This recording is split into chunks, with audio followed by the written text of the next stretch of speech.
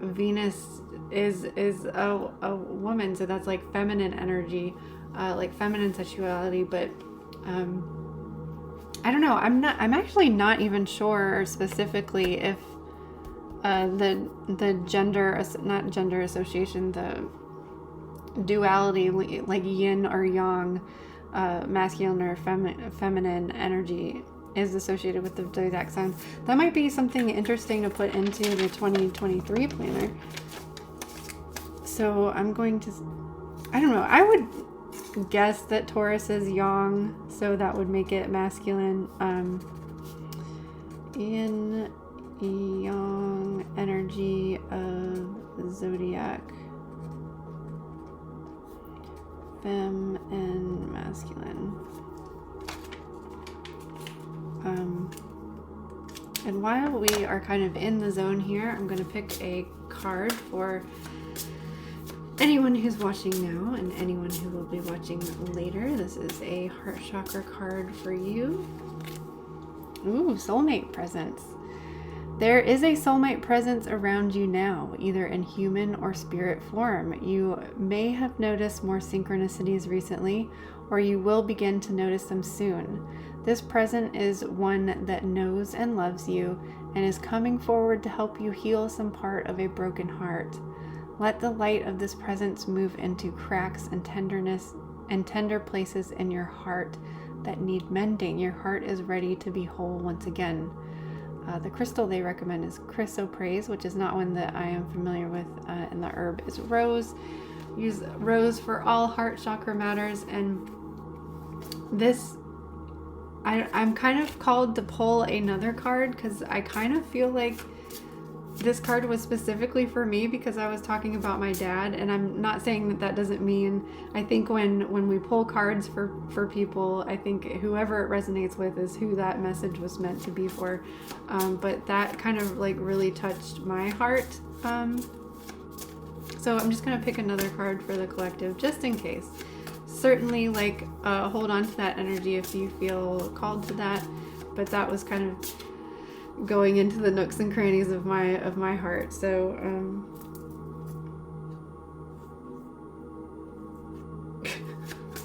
quite literally. So this is another chakra card. I feel like we're missing one actually. Wait, hold on. 4 or 5, because there should be 6 of them. Must have missed one. Oh, that would be so sad if, oh, here we go. Okay. There we go. Now we've got all the cards. So maybe that was just a card meant for me. I don't know what one. We'll pick another one. I think my light is dulling already. Okay. Can we have a heart chakra card for those who need to hear it? Those watching now, those watching later. Acceptance. Acceptance comes in knowing that where you are in this moment is exactly where you're supposed to be. Nothing to change, nothing to fix, nowhere else to be, nothing else to do. Your heart chakra is the center of your energetic system, and so your heart and your love are the center of your highest consciousness. Once you center yourself in love and allow it to be the fountain that hydrates your life, you can show others how to move from their love centers as well. Rose quartz is, I'm not wearing rose quartz today, is the crystal they recommend, and the herb is jasmine. So I feel like this card is way more fitting for the Taurus energy specifically because Taurus energy just feels comforting to me. It feels like there is this acceptance and this allowing of, yes, everybody's welcome here. I don't know, maybe that's the Father Taurus connection, but other people in my life, like I said, I have a lot of clients who are Taurus because Taurus is really good about indulging and taking care of themselves in physical, tangible ways. So I have a lot of clients, and they are all just like so welcoming, and they're caring, they nurturing, they care for you, they take care of it. And from what they tell me about their lives, they do play that role, that fatherly man or woman, just like they are the people that their family and friends go to when they need support and when need stability and need that acceptance. So I think that's a really perfect card for this Taurus energy. And because we're in a waning Taurus, we're in waning gibbous. Wait, what are we? Waxing. We're waxing. What are we doing? We're waxing. Okay, never mind. So for what I was going to say is not fitting, but I will, fuck it. I'll say it anyways.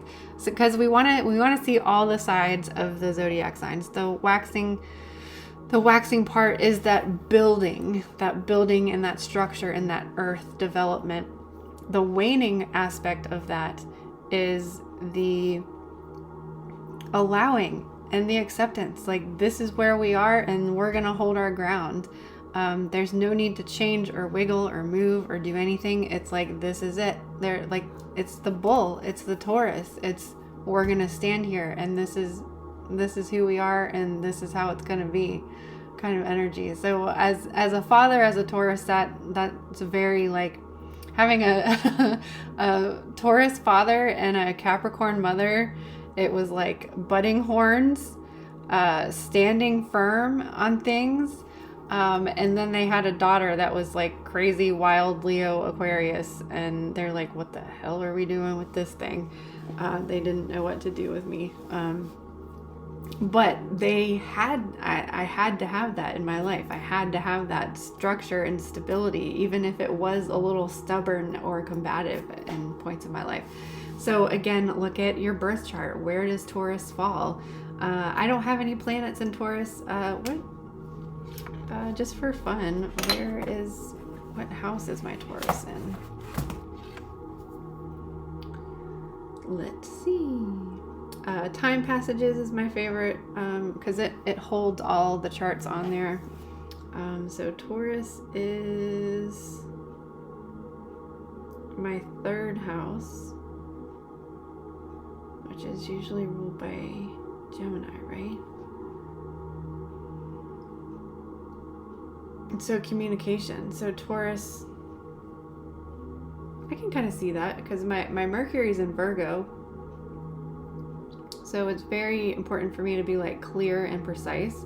So I communicate in a grounded way, I guess is what I'm trying to say. So that makes sense to that makes sense.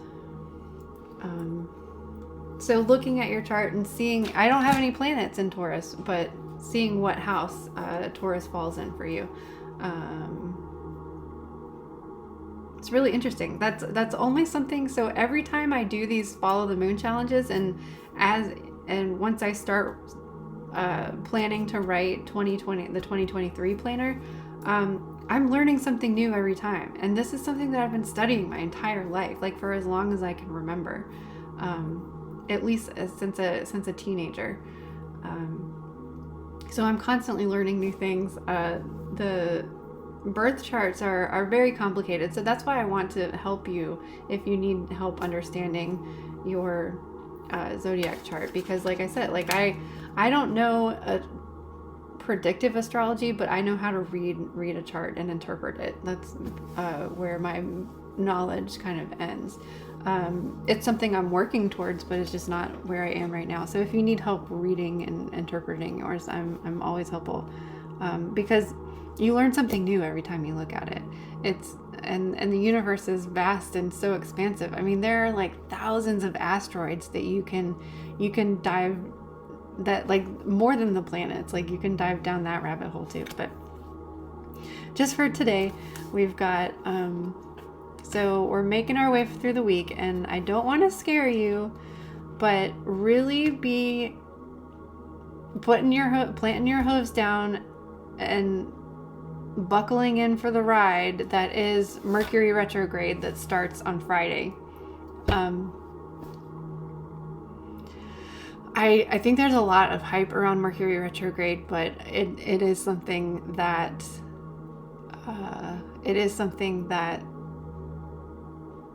it's a close planet, so it affects us, and it happens frequently. It happens a few times a year, so I don't want to like scare people and get worried, but I think having a Monday and a Tuesday in Taurus is really good this week because we're gonna plant our host down and we're just gonna ride it out.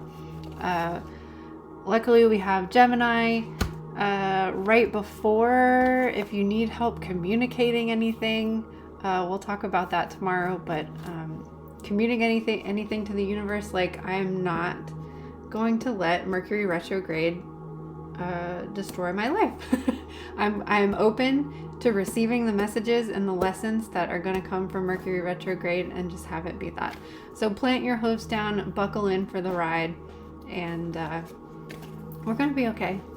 We're going to be okay. I say that now. This is past Allison speaking. We'll see what future Allison says in the chat. All right, you guys, have a wonderful Tuesday, and I will see you tomorrow morning.